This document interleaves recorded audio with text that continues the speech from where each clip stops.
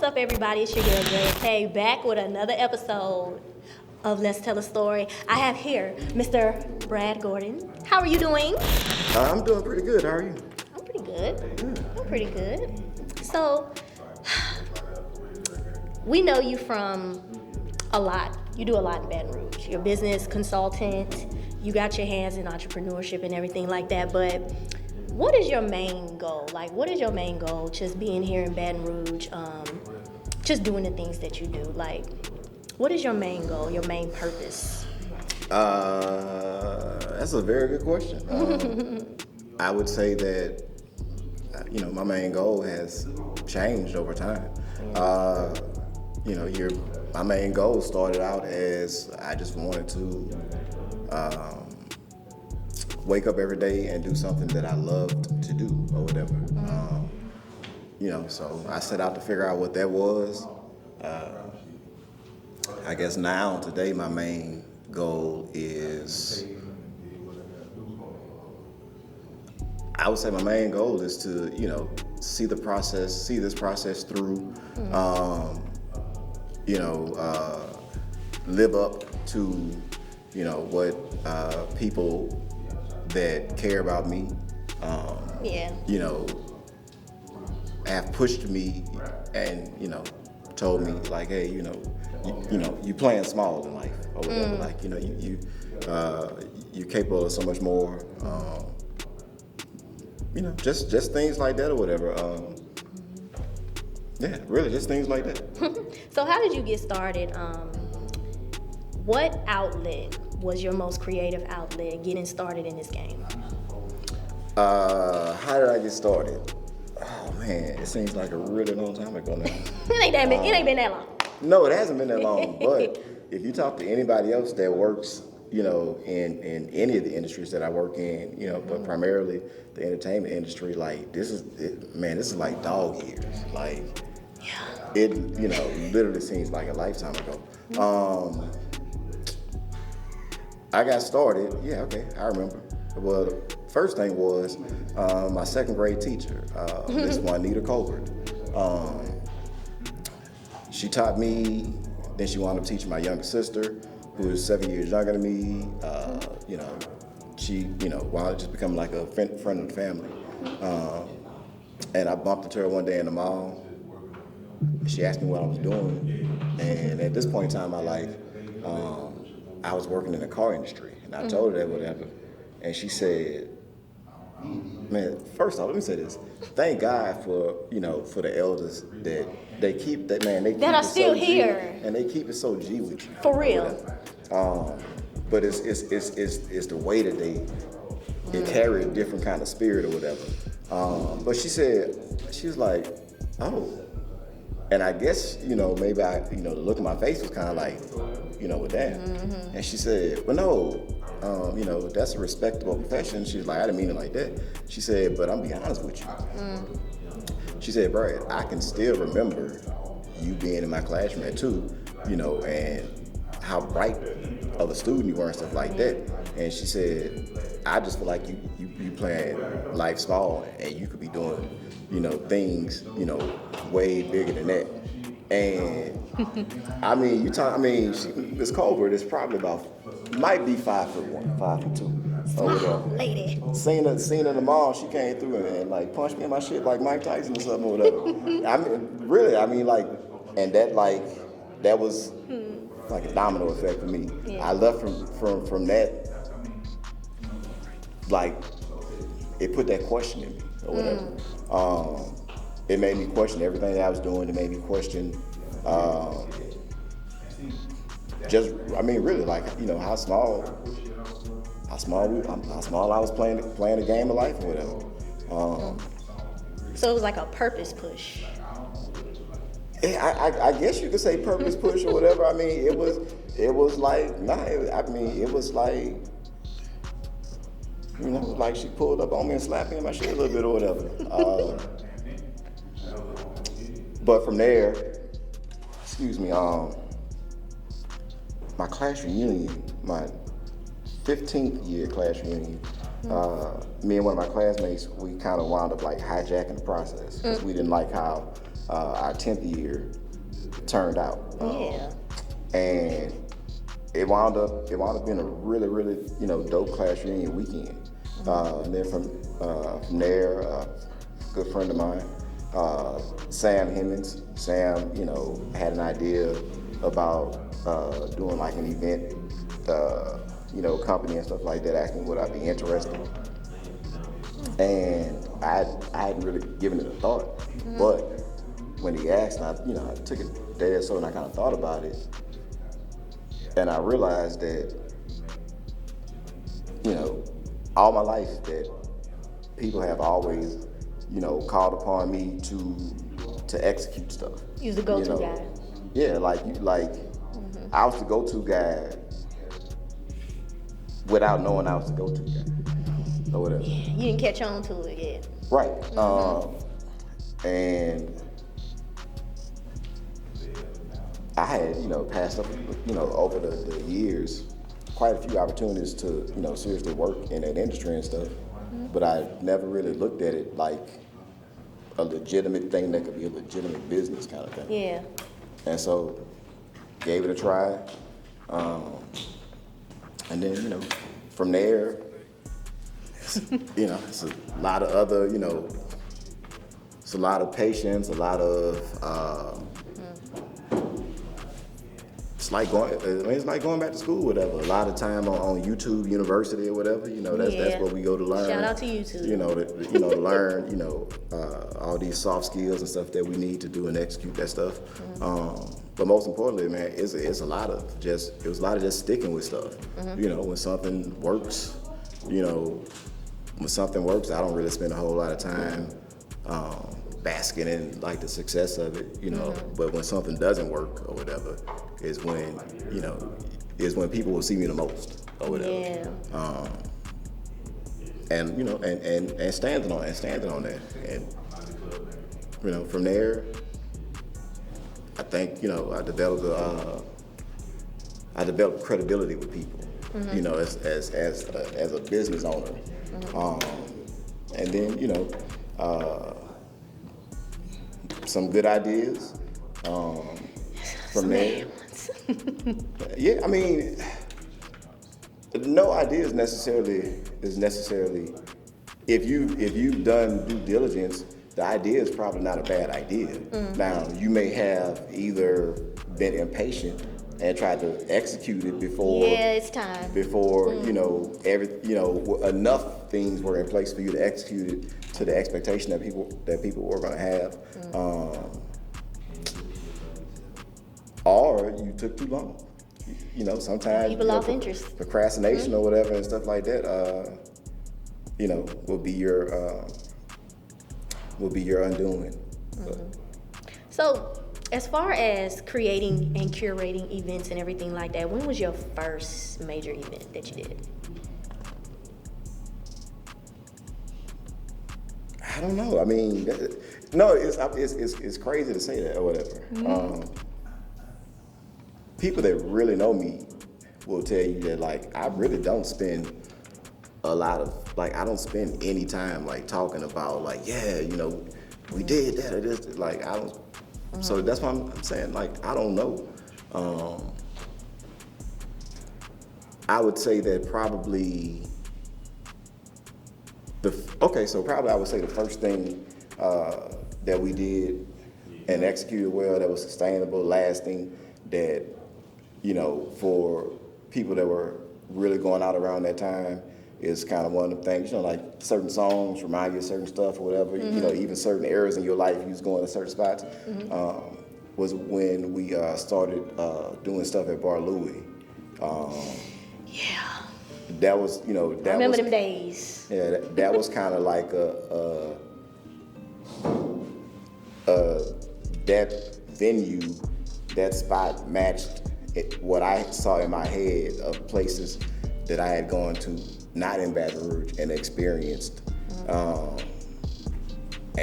when I saw it, I was like, oh yeah, this fit. And then from there, I mean, the formula was simple. We wanted to have a focus on, adults, or whatever. Not, and when I say adults, I don't mean, old folks, but I mean like, people with responsibilities, people that, You're doing some things. might have a mortgage, this, that, and other. Yeah.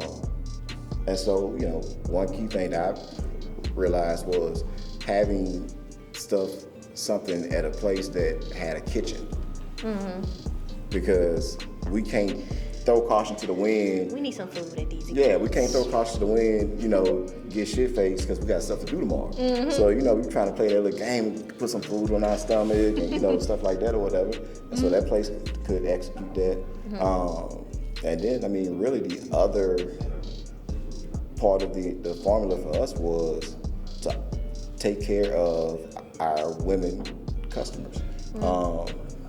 It was very rare that we could charge a woman more than $10 to get in there or whatever. For that, I was never charged men, men more than 30. Worked out, really well for us. And musically, we only catered to women. So, there was no,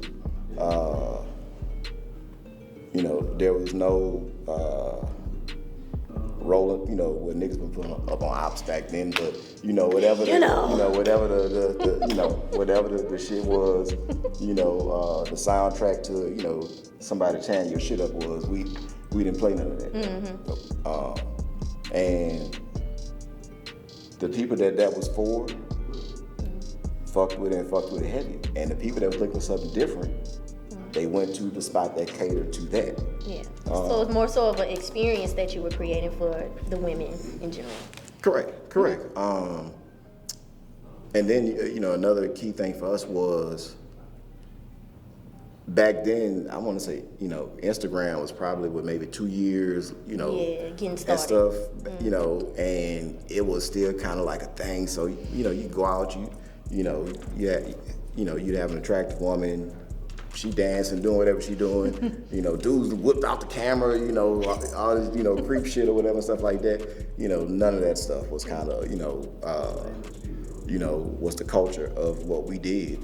It literally was, the whole concept was, you can come here as a woman. You can, you can be as loose as you want. You can be as loose, as society says that men can be, without showing up at the office on Monday, and somebody, whispering about you because, you ain't see somebody, recording you, or you had too much to drink or something, and, people are kind of taking advantage of that and putting it out there. And when, when people know that they can go out somewhere and just party and have a good time without, a bunch of people watching and, foolishness. I heard she was doing or whatever. Man, everybody's doing whatever they doing or whatever. I always tell people, when people, try and run receipts of what somebody else is doing, I literally would stop people and say, bro, they're adults. Everybody fucking. At the end of the Let me just keep. I don't know who, what, when, the frequency or whatever it is. I'm like, but there's no story to tell. Like adults, have sex, move on. Like people go out, with the possibility of maybe something, So you see a lot of that in the entertainment industry, you would say? Man, of course, let me say this. Of course, I see a lot of things, in entertainment, but I do my best to see what I need to see as a business owner or whatever, or see what I need to see from a standpoint of, okay, this particular woman is probably too intoxicated, to necessarily make decisions that she might feel good about making tomorrow. Hey, who you came in with? Oh, what up, who you came in with? Okay, yeah, where they at? Just kind of ask them questions like, let's scoot you back over here with your girls you came with and stuff like that or whatever. Catering to the needs of The female, the woman.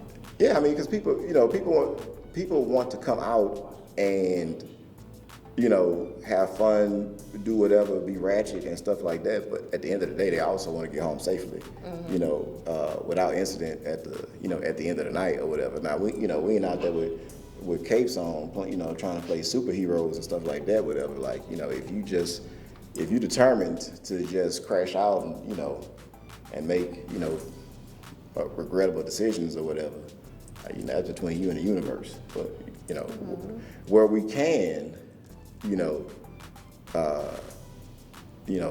be a friend or, take care of somebody and stuff like that. I mean, we have,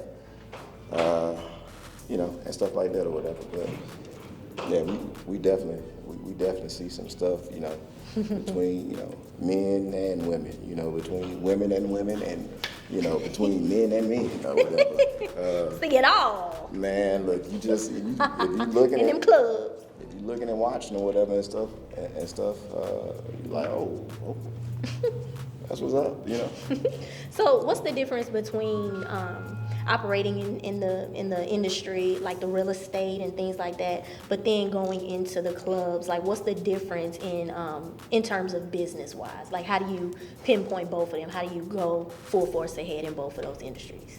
So my business partner, Anthony Kimball. Okay, so let's talk about this from a partnership standpoint. If you are not only open to partnering with people or peoples, are actually looking to, then I don't know how far you plan on going. So that was one of the things Anthony brings to the table. His wealth of knowledge from an entertainment standpoint, banking, all of those things, whatever. Definitely one of the brightest cats that I've ever had the pleasure of meeting. I mean, dude really has his stuff together, and just like everybody else, has his wins, losses, ties, or this, that, and the other. But you keep pushing forward or whatever. But the partnership works because I bring to the table the operational side of it. Creating systems and stuff like that. Creating systems, concepts, people placement. Putting the pieces together. Putting the pieces together. That is definitely, one of my best talents or whatever. And identifying talented people is also a talent of mine. But yeah, that's how that works. I've learned a lot about the real estate stuff. Even just by proxy, being there and just listening and stuff. But I learned a lot just through my own troubles, should I say? We set out to do an expansion of the rooftop space that is above the office building and stuff. And man, look, when I tell you, I just put it to you like this. It was something that, when discussed, and Anthony really, Anthony was like, oh, okay, cool, yeah, okay, cool. Me and someone else that works in the business or whatever on his side were kind of doing it.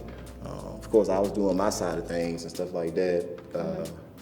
But anyway, it was like, okay, yeah, probably about 15,000, something like that or whatever.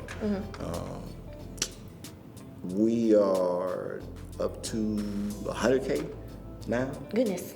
With another 41K to go. Goodness. Yeah, so That's a lot of money. Man, look, them lessons be. It's an investment. Oh no, hey look, so of course still at the end of the day, when that becomes a priority again, other projects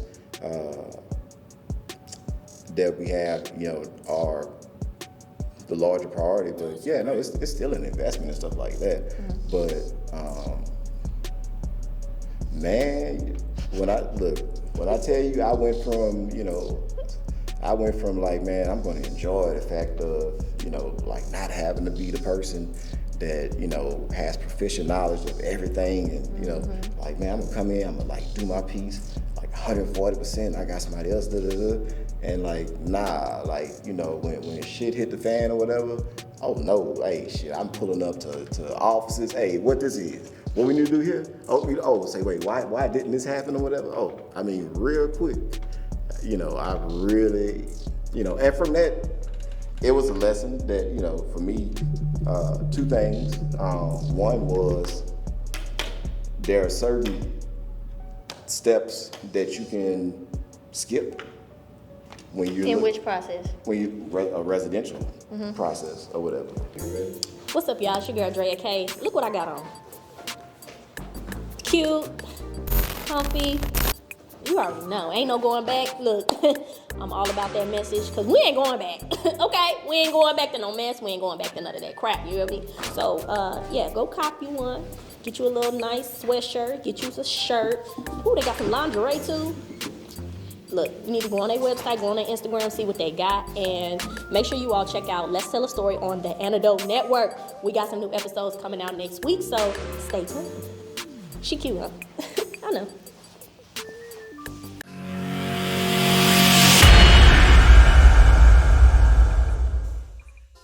Yo, what up? It's your boy Doja, man. We just had Demo on the podcast, No Quantize. Make sure y'all check it out on the Antidote. YouTube, Roku TV, Apple TV. Make sure you like, comment, and subscribe. Yo.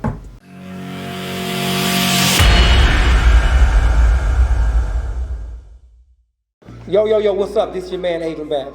New episode of Let's Tell a Story coming up with me, myself, Mr. Adrian Babbitt, very soon. And you can catch me January 7th at the Raising Cane's Center, Baton Rouge, Louisiana, for the biggest blues show thrown in the state of Louisiana. Y'all be there. So where can everybody find you? Where can they keep up with you and everything you got going on?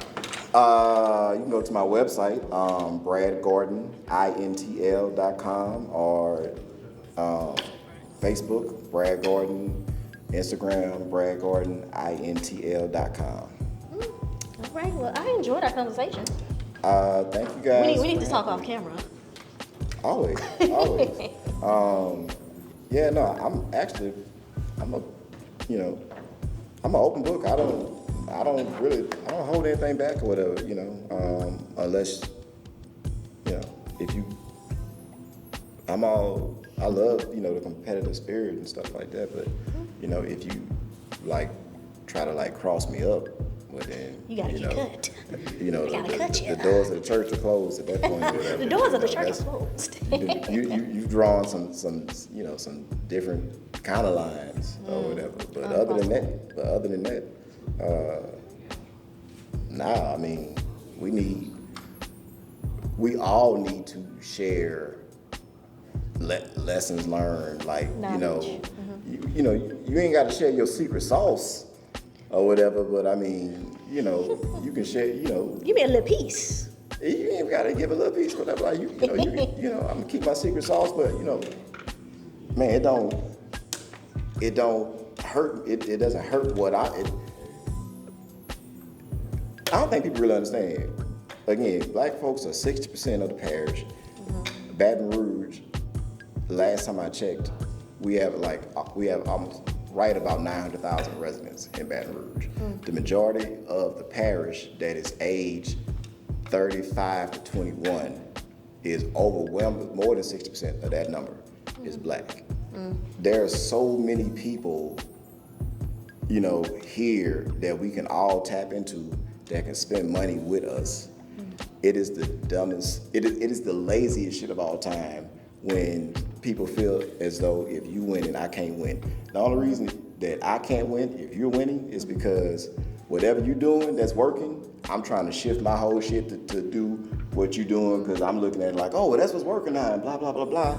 You got these 3 different demos of sectors of people over here that nobody's trying to cater to because I'm looking for a shortcut. Because oh, you rapping this way? Cool. Let me do it. Now I'm rapping that way. You know. Other than that, man, like everybody can do their own, man. We see that with podcasting. How many successful black podcast, casting shows we got now? All of them interviewing the same cats, but a different setting, different stage, different questions get asked, different, time of the year. Both interviews wind up being dope. Everybody doing numbers, everybody streaming or whatever. Nah, we ain't, we competing to satisfy, the expectations of consumers. We ain't really competing with each other the way that we think that we are or whatever. If we all stop being lazy, and look at the large pool of people that's looking to be entertained, because this ain't our parents' generation or whatever. It's up to us. Yeah, we don't hit 30, have kids and forget how to dress and stop giving a shit about stuff. Like nah, we move around or whatever. Like we do shit. But yeah, that's it. We're all about innovation, creativity, entrepreneurship, business. Black folks are about entrepreneurship or whatever. 100%. We gonna find some shit to sell. We're gonna shift the culture. We're gonna do that. Yep. So this has been another episode of Let's Tell a Story. Make sure you all check us out on YouTube and make sure you subscribe to our channel as well. We out.